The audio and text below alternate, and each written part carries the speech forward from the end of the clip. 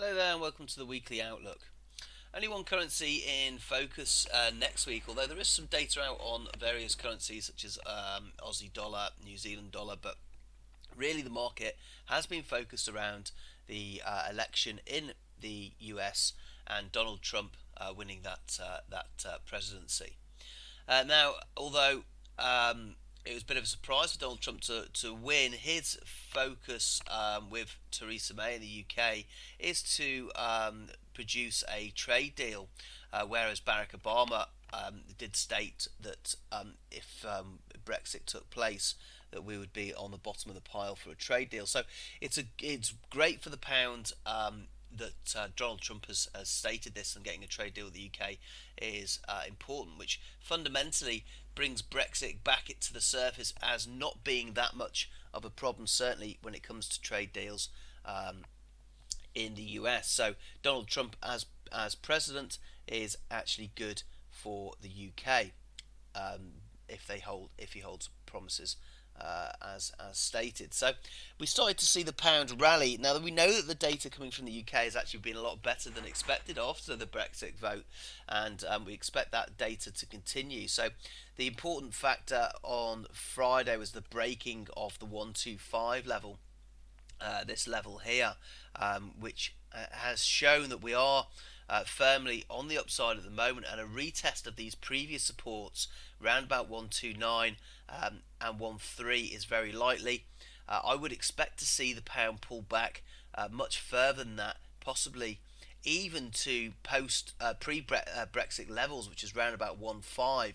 So there's a great opportunity for a big long trade here on the pound US dollar. We've got CPI data out next week, and we've got average hourly earnings out next week as well on the pound. The CPI data is expected to be slightly better. If that comes in with a bit of a boost to expectations, then we can certainly expect the pound to rally.